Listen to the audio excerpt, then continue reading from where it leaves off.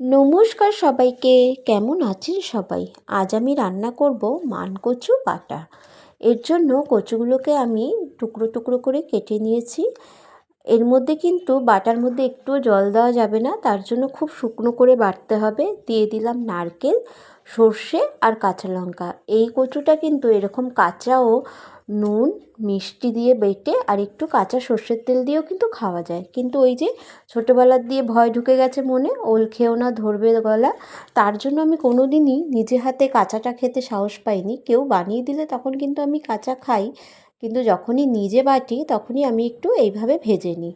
কচুটা ভাজার জন্য কড়াইয়ে দিয়ে দেবো সর্ষের তেল, কালো জিরে ফোড়ন, তারপরে ওই মিশ্রণটাকে দিয়ে নুন হলুদ মিষ্টি দিয়ে একটু ভাজা ভাজা করে নেব যতক্ষণ না কড়াই দিয়ে ছেড়ে যায়। তারপরে নামিয়ে একটু কাঁচা সর্ষের তেল দিয়ে ঢেকে রাখবো। এইভাবেও করে দেখবেন, আমার তো খুব ভালো লাগে। আর কাঁচাটা তো ভালো লাগে, এইভাবেও কিন্তু একটু অন্যরকম স্বাদ লাগে, খুব ভালো লাগে। আপনারা কি এইভাবে কোনো দিনও করেছেন সেটাও জানাবেন। যাই হোক, আজকের ভিডিওটা আপনাদের কেমন লাগলো সেটা জানাবেন। আর যারা নতুন দেখবেন প্লিজ আমার চ্যানেলটিকে সাবস্ক্রাইব করে আমার পাশে থাকবেন। আমার রান্না কেমন লাগে সেটা জানাবেন।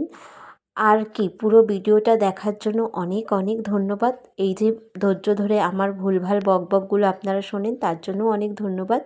সবাই ভালো থাকবেন, সুস্থ থাকবেন, সাবধানে থাকবেন। দেখুন এই যে কাঁচা সর্ষের তেল দিয়ে দিলাম, এবার ঢেকে রেখে এইটা কিন্তু গরম ভাতে খুব ভালো লাগে। চলি আজ, নমস্কার।